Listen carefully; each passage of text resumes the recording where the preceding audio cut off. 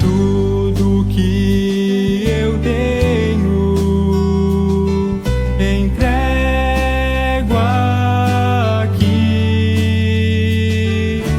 Tudo que eu amo vem de ti.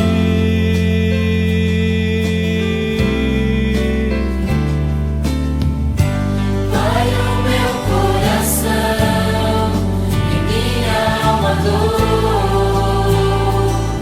Por ti eu viverei, todo ar que aspirar, todo tempo que eu viver. Senhor, esteja em mim. Vai o meu coração e minha alma dor. Por ti eu viverei, todo ar que aspirar, todo tempo que eu viver. Senhor, esteja em mim.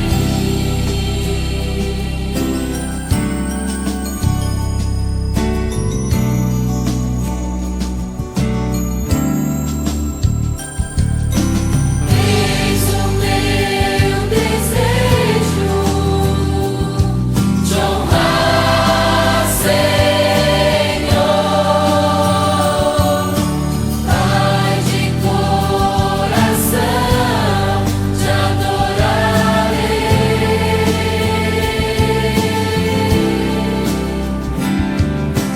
Tudo que eu tenho entrego a ti. Tudo que eu amo vem de ti. Vem de ti.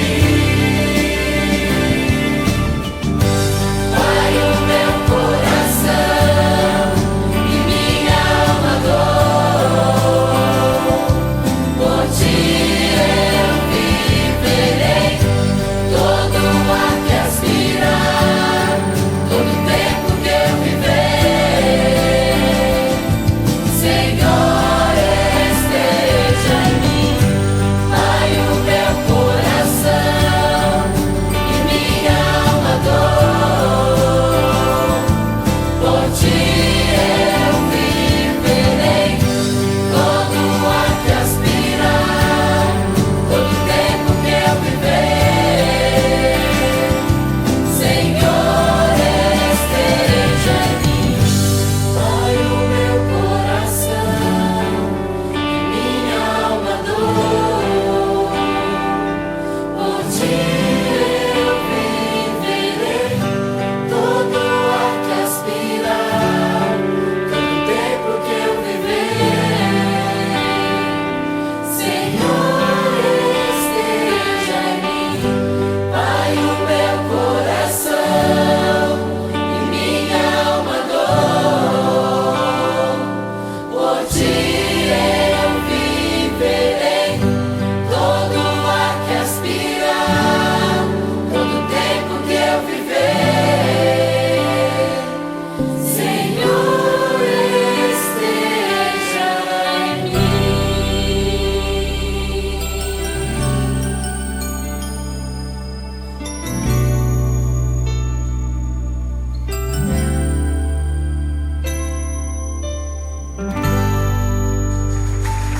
Olá, querida igreja, tudo bem com vocês? Boa noite, imagino, ou talvez boa madrugada, né? Eu sei que algumas igrejas estão se reunindo de manhã cedo para fazer o programa dos 10 dias de oração.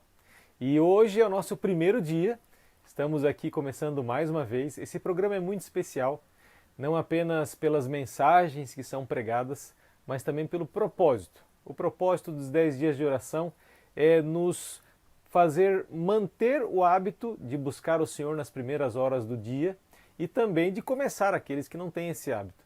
Mas também tem um outro sagrado propósito, é estarmos orando pela salvação de pessoas, escolhendo 5 pessoas para orar por elas, convidá-las a fazer parte de uma refeição em nossa casa, convidá-las para projetos da igreja, Semana Santa, enfim. Que bom que você está aqui. Se você está aqui é porque você realmente quer se alimentar, mas também quer alimentar outras pessoas também. Meu nome é Vinícius de Espíndola, eu sou pastor, diretor do Ministério de Desbravadores e Aventureiros, aqui da Associação Catarinense, e é muito bom estar com vocês aqui para começarmos essa série tão legal sobre a Palavra de Deus. E hoje, no primeiro dia, o tema da mensagem é o futuro revelado. O futuro revelado. Se você está assistindo essa série, com certeza, e você está entendendo o que eu estou falando, então você passou pela Covid de 2019, o Covid-19. Por que eu digo isso? Porque as crianças que nasceram de 2019 para cá nem têm noção ainda do que é Covid, Mas você passou pelo Covid e você viu como foi difícil aqueles 2 anos, isolamento, muitas dúvidas, vacina, enfim, isso tudo trouxe para nós uma certa angústia, E saímos disso, mal saímos disso, já temos aí uma guerra lá da Ucrânia, e daí vemos outras coisas acontecer ao longo do mundo, e às vezes a impressão que a gente tem é que parece que as coisas perderam o controle. Parece que Deus perdeu o controle das coisas. Só que hoje nós vamos estudar um trecho muito conhecido da Igreja Adventista, muito usado na série de evangelismo. Normalmente se começavam as séries de evangelismo usando esse capítulo que nós vamos estudar hoje, que fala sobre a visão, ou melhor, o sonho de Nabucodonosor. Veja, eu queria só te falar uma curiosidade. Se você pegar na sua Bíblia, por exemplo, pegue a sua Bíblia agora e abra ela ali em Gênesis, dê uma olhadinha ali, Gênesis capítulo 2, versículo 4. Dá uma olhada aí. Eu vou dar. Gênesis é fácil de achar, você já deve estar procurando aí, folheando, Pode ser no celular também, mas às vezes no celular não vai acontecer isso que eu vou te dizer. Mas alguns celulares, algumas Bíblias preservam essa caligrafia para poder dizer o que eu vou falar agora, tá? Olha só. Gênesis capítulo 2, verso 4 diz assim: Esta é a gênese dos céus e da terra, quando foram criados, quando o Senhor Deus os criou. A palavra Senhor aí, na minha Bíblia e na sua Bíblia também, deve estar com todas as letras em maiúsculo. O S um pouquinho maior, mas o E, N, H, O, R, tudo em caixa alta. Quando isso acontece na Bíblia, é porque no original, no hebraico, ali está o nome de Deus. Agora, Senhor não é a melhor tradução do nome de Deus, mas convencionou-se que é assim, por quê? Porque quando se lê a Bíblia hebraica e se chega ali nesse nome de Deus, eles falam Adonai. E Adonai significa meu Senhor. Então hoje, quando traduzimos a Bíblia, o nome de Deus para o português, se convencionou que seja Senhor. No francês é o Eterno, Enfim, que talvez etimologicamente possa ser a melhor tradução. Mas quando vamos para Daniel, que é o livro que nós iremos estudar hoje, aparece muitas vezes, quer ver, dá uma olhadinha lá em Daniel capítulo 1, verso 2. Daniel capítulo 1, verso 2. Diz assim: O Senhor lhe entregou nas mãos a Joaquim, tal, tudo mais, tal. Veja que esse Senhor está com a primeira letra S maiúsculo e os outros não. O que indica? Indica aqui que, assim como em vários textos de Daniel, a palavra Senhor se refere realmente àquele que é o dono, aquele que está no controle de todas as coisas. Em outras palavras, poderíamos dizer tranquilamente que o livro de Daniel é um livro que tenta nos ensinar, tenta nos mostrar que Deus é o Senhor da história. Ele está no controle de tudo aquilo que acontece na história. E já que você está com o livro de Daniel aberto, eu quero te convidar então para podermos conhecer um pouco dessa história que Deus acaba revelando o futuro para o seu servo Daniel, Nabucodonosor e para nós até hoje, ok? Vamos dar uma olhadinha no capítulo 2, versos 1 a 3. Acompanhe aí na sua Bíblia. Diz assim: No segundo ano do reinado de Nabucodonosor, teve este um sonho. O seu espírito se perturbou e passou-lhe o sono. Então o rei mandou chamar os magos, os encantadores, os feiticeiros e os caldeus, para que declarassem ao rei quais lhe foram os sonhos. Os sonhos foram os sonhos. Eles vieram e se apresentaram diante do rei. Disse-lhes o rei: tive um sonho, e para sabê-lo está perturbado o meu espírito. O que aconteceu aqui? Nós temos um episódio em que o rei da Babilônia, que era a nação mais poderosa da terra, teve um sonho. E é uma coisa interessante, queridos, uma liçãozinha que a gente já pode tirar daqui. Nabucodonosor era um idólatra. Ele não era um homem de Deus, ele não era um homem temente a Deus e tudo mais. Mas quem deu esse sonho para Nabucodonosor? Foi Deus. Ou seja, Deus revela seus segredos não apenas para os homens de Deus, para aqueles que andam nos seus caminhos, mas ele pode usar outras pessoas que às vezes não querem saber nada com Deus, mas para que através dessa experiência essas pessoas possam conhecer mais sobre o senhorio do Senhor, o senhorio do Senhor, o senhorio do nosso Deus, ok? Então veja bem, aqui ele pede para os magos aquilo que os próprios magos diziam que eram capazes de fazer. Não apenas de dar a interpretação, mas de dizer qual sonho que ele tinha tido. Ele teve um sonho, ele sabia que esse sonho era muito importante, mas ele não conseguia lembrar. Então o que ele faz? Ele fala, me deem o sonho. E daí eles começam a dizer, não, mas fala para nós o sonho e a gente vai dizer para o senhor o que significa. E ele, não, mas eu quero que vocês me digam o sonho. E daí eles falam, mas não tem nenhum mortal aqui na terra que possa fazer isso. Só quem pode revelar isso são os deuses.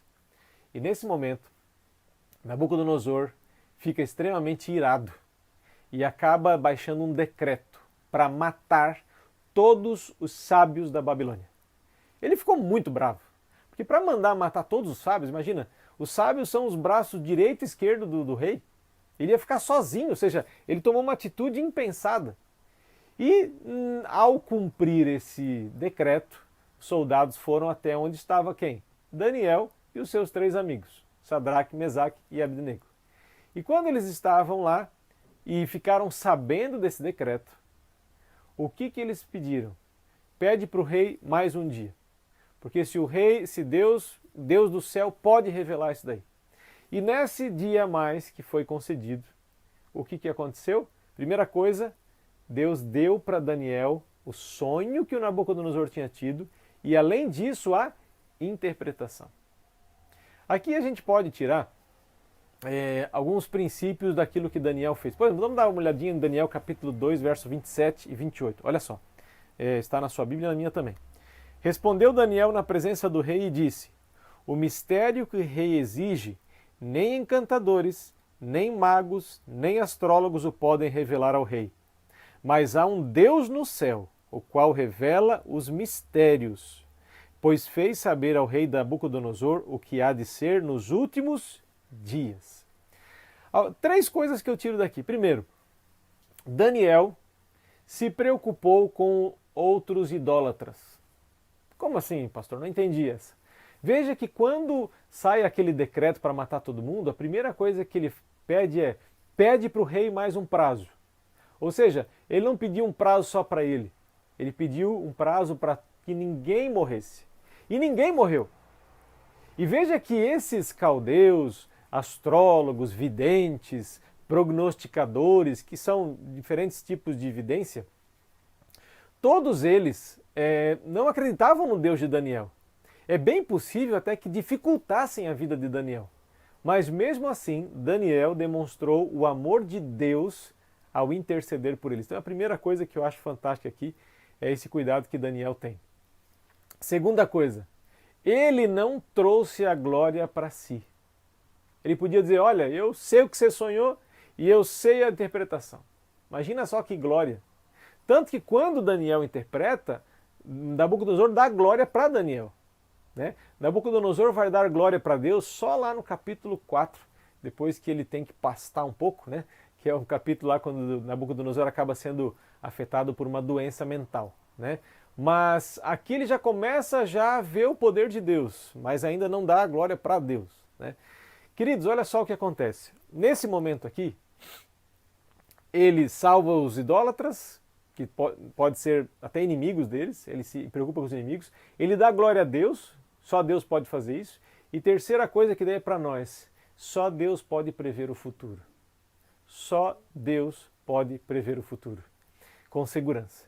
E foi exatamente o que aconteceu aqui nessa visão, nesse sonho que ele teve e que muitos de vocês já conhecem. Qual que é esse sonho que ele teve e que todos nós conhecemos com muita coisa? É aquela estátua. Ele viu uma estátua, essa estátua ela tinha uma cabeça de ouro, os braços e o peito era de prata, o ventre era de bronze, as pernas de ferro e os pés de barro e ferro. E de repente, uma rocha, que como diz Daniel, que não foi cortada por mãos humanas, veio em direção a essa estátua, bateu nos pés e toda a estátua se esfacelou. Qual é a interpretação desse sonho? E Daniel mesmo deu a interpretação para eles, né? Vamos dar uma olhadinha aqui, por exemplo, no versículo 31, né? Tu, ó rei, estavas vendo e eis aqui uma grande estátua, esta que era imensa e de extraordinário esplendor, estava em pé diante de ti e a sua aparência era terrível. Aqui ele vai falando sobre o sonho, isso a gente já falou, mas dá uma olhadinha aqui no versículo 36. Agora ele começa a interpretar o sonho. Eu estou deixando a Bíblia falar. Este é o sonho e também a sua interpretação diremos ao rei. Tu, ó rei, rei de reis, a quem o Deus do céu conferiu o reino, o poder, a força e a glória, a cujas mãos foram entregues os filhos dos homens, onde quer que eles habitem, e os animais do campo e as aves do céu, para que dominasses todos eles, tu és a cabeça de ouro. Veja, você vai dizer assim, então tá, pastor, então Nabucodonosor é a cabeça de ouro. Então o filho dele seria o peito de prata.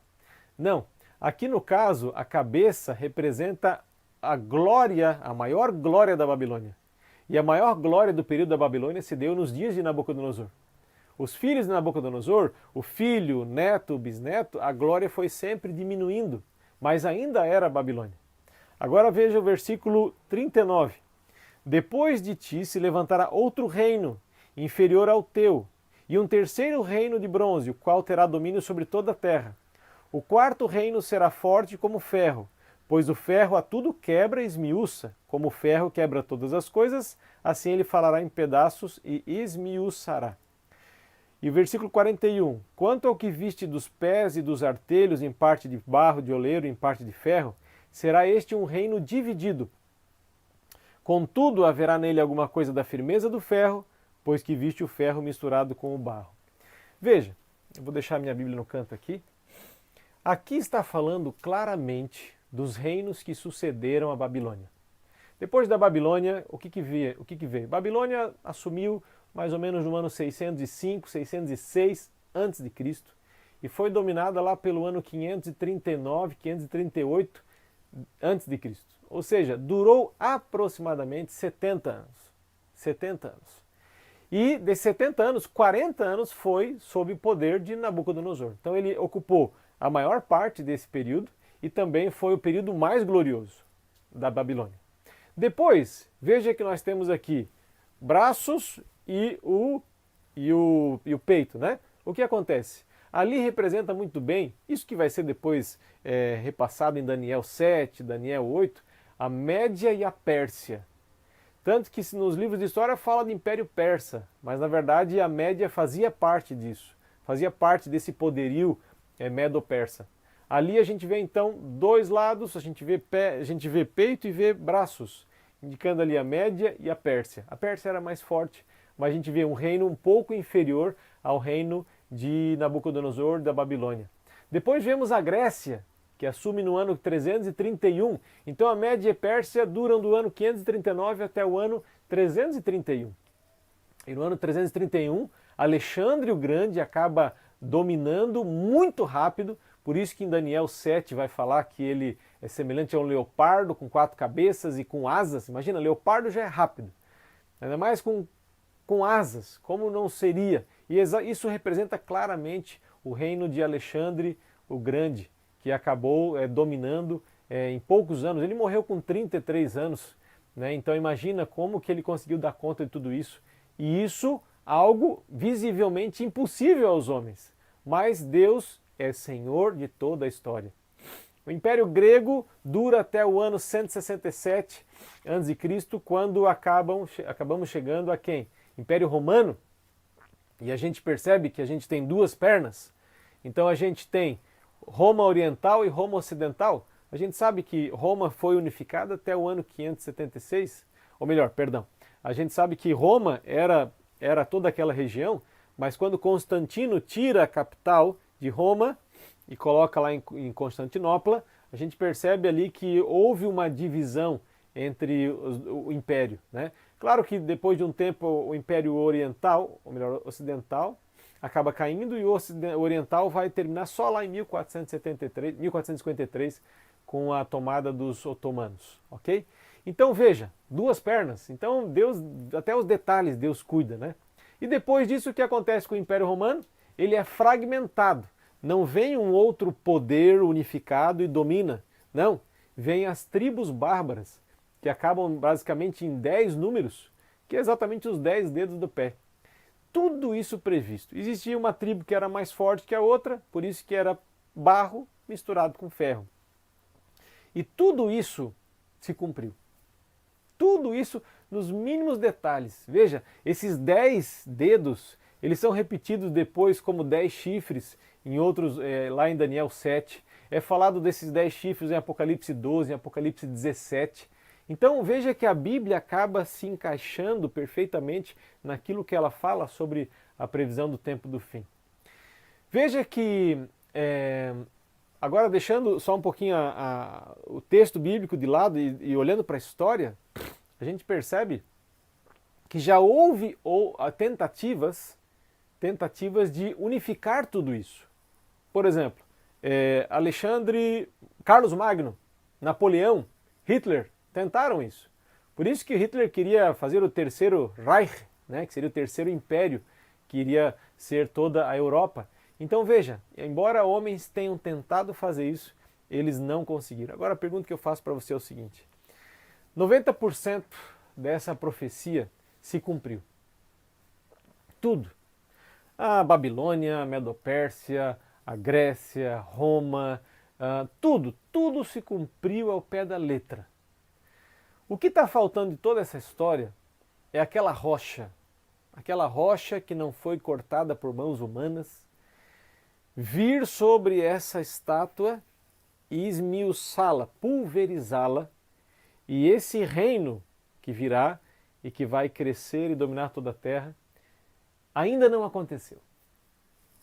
O que é essa rocha? O que é esse reino? Se você conhece um pouquinho de Bíblia, já estudou um pouquinho de profecia, você sabe do que fala. Existem mais de 2.000 textos bíblicos que falam sobre a segunda vinda de Jesus. Fala sobre o estabelecimento do reino de Cristo aqui na terra.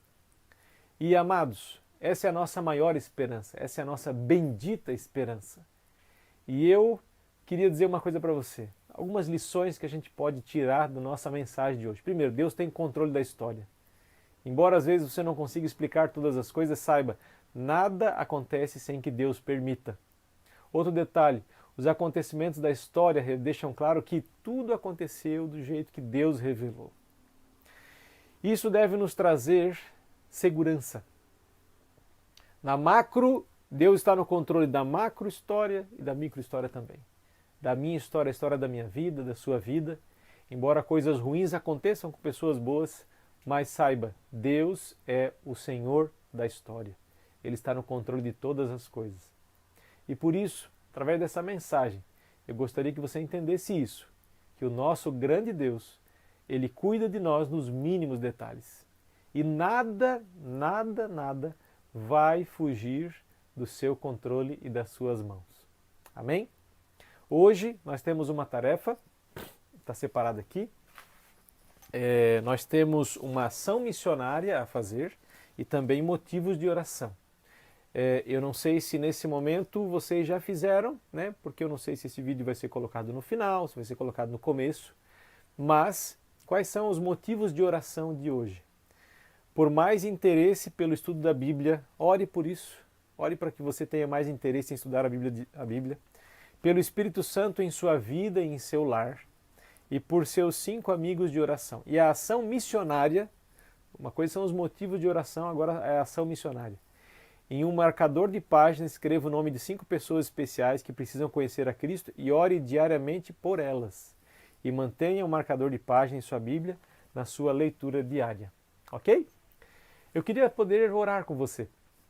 No final dessa mensagem, queria que você pudesse buscar viver o Evangelho, sabendo que o Senhor está diante de nós e controla todas as coisas. Deus não pode nos converter contra nós mesmos. Ele está falando ao coração de todas as pessoas. Essas 5 pessoas pelas quais você vai começar a orar ou já está orando, Deus está atuando. Mas, eu te digo uma coisa, Ele não pode, assim, convertê-las à força, mas Ele pode chamá-las. E isso Ele está fazendo e cada vez mais enquanto nós oramos. Vamos orar? Feche seus olhos. Amado Deus, obrigado, Senhor, por estarmos aqui mais uma vez para estudarmos a Tua Palavra e sabermos hoje, relembrarmos, que o Senhor é o nosso Deus e é o Senhor de toda a história. Podemos confiar em Ti, podemos saber que nada foge ao Teu controle. E pela história de Daniel 2 e o sonho de Nabucodonosor, podemos ver que o Senhor conhece o fim desde o princípio. Que nós não duvidemos de Ti, confiemos no Senhor. Nós Te pedimos e agradecemos. Em nome de Jesus. Amém.